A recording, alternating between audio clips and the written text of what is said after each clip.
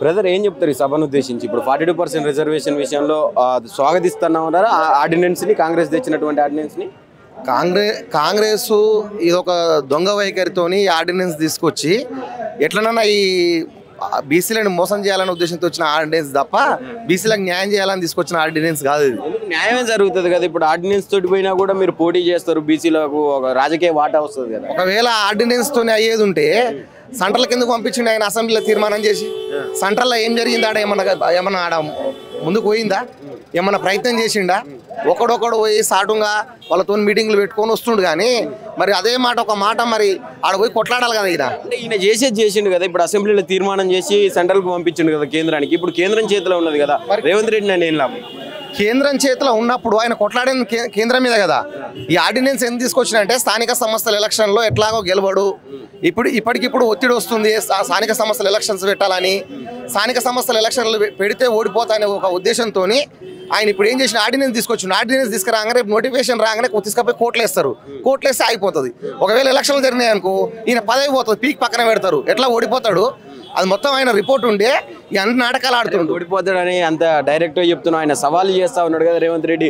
10 సంవత్సరాల పాలన, 18 నెలల పాలన చూసుకుందాం రా చర్చకు అని చెప్పి ఆయన సవాల్ చేయండి. ఏడా మొన్న ఇట్లా సవాల్ చేసిండు కదా, ఏడికంటే ఆడికొస్తా చర్చకు వస్తా, నువ్వు రా అన్నాడు. మరి ఏడిపోయిండు, పారిపోయిండు కదా.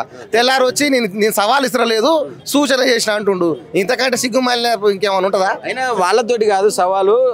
రమ్మను డైరెక్ట్ కేసీఆర్ గారిని, నేను ఫామ్ హౌస్ కు పోయి చర్చ పెడదాం, అవసరమైతే నేను కూడా పాల్గొంటా అని చెప్పి మాట్లాడతాను. ఈయన దగ్గర ఏదైనా సబ్జెక్ట్ ఈయన దగ్గర ఏదైనా సబ్జెక్ట్ ఉంటే ఎవరితోనైనా మాట్లాడాలి కదా. ఇప్పుడు కేటీఆర్ 10 ఏళ్ళు మినిస్టర్ చేసిండు, హరీష్ రావు చేసిరు. వాళ్ళకంటే ఎక్కువ ఉంది నాలెడ్జ్ నీకు. పక్కన బనకచెర్ల నువ్వు మహబూబ్ నగర్ ఇవతల పక్క ఉంటావు, కృష్ణనగర్ అవతల పక్క బనకచెర్లు ఉంది. నీకు బనకచెర్లు ఏడుందో తెలియదు, ఏ బేసిన్లో ఉందో అని అడుగుతావు. అసలు సింపుల్ అండి. సోమశీల అవతల పక్క 20 కిలోమీటర్లు పోతే బనకచెర్ల, నీకు బనకచెర్ల ఏడు ఉందని అడుగుతావు. ఆయన వాళ్ళు మీ ఇంజనీర్ అదేమో పెన్నా నది బేసిన్లో ఉందంటాడు. ఎక్కడి గవర్నమెంట్? వీళ్ళు గవర్నమెంట్ నడుపుతురా? ఏమన్నా అవుతుందా వీళ్ళతోని? రైతు రాజ్యం కావచ్చు, ఇంకా ఇతర అన్ని కులాలకు న్యాయం జరిగింది, పేదలకు న్యాయం జరిగింది, కాంగ్రెస్ లోనే అని చెప్పి మాట్లాడుతున్నాం. ఇప్పుడు రీసెంట్ గా 10 సంవత్సరాలలో కేసీఆర్ గారు ఇయ్యలేని రేషన్ కార్డులు మేము ఇస్తా ఉన్నాం అని చెప్తా ఉన్నారు, ఇందిరమ్మ ఇల్లు ఇస్తామని చెప్తా ఉన్నారు. ఇంకేం కావాలి ప్రజలకు? ఆయన ఏదైతే ఎలక్షన్లో ఇచ్చిన హామీలు ఉన్నాయో ప్రతి ఒక్కరిని మోసం చేసుకుంటూ వచ్చిండు. మహిళల్ని కానీ, నిరుద్యోగులను కానీ, రైతులను కానీ మోసం చేసుకుంటూ వచ్చిండు. ఆయన ఉద్దేశం ఏంటంటే బీసీలను ఇట్లా మోసం చేద్దామని.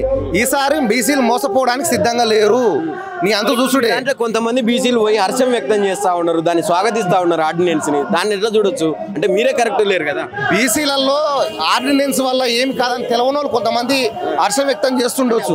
ప్రధానంగా 42% రిజర్వేషన్ కోసం కొట్లాడారు. నేను అదే చెప్తున్నా బ్రదర్. వాళ్ళకు ఆర్డినెన్స్ వల్ల ఏం జరుగుతుందో అవగాహన లేక హర్షం వ్యక్తం చేస్తుండొచ్చు. ఆయనకు దమ్ముంటే ఆర్డినెన్స్ తీసుకొచ్చిండు కదా, నోటిఫికేషన్ ఇవ్వమను. ఆయన ఉద్దేశం ఏంది తెలుసా? నోటిఫికేషన్ ఇచ్చినా ఇట్లా ఇదే ఆర్డినెన్స్ మీద ఆయన మళ్ళీ సుప్రీంకోర్టులో ఆయనే కేసు వేపిస్తాడు. మీరు చూడండి, ఆయనే వేపించి ఆయనే పక్కన పెడతాడు దీన్ని. అంత డ్రామా. ఆయన గురించి ఎవరు తెలియదండి తెలంగాణలో. ఏం లేదు, నువ్వు తప్పించుకొని ఇలాంటి మోసపూరితమైన ఆర్డినెన్స్ లాంటివి తీసుకొచ్చి ఏదో బీసీలని మభ్యపెట్టి బయట పడదాం అనుకుంటే మాత్రం బీసీలు నువ్వు క్షమించరు.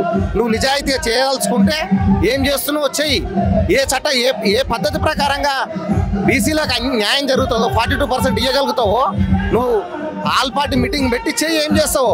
ఆర్డినెన్స్ తీసుకొచ్చి సపాట్లు కొట్టించుకొని భుజాలు జరుపుకొని నేను బీసీలకు ఏదో చేసినా ఆహో ఓహో అంటే బీసీలు నమ్మడానికి ఎవరు లేరు.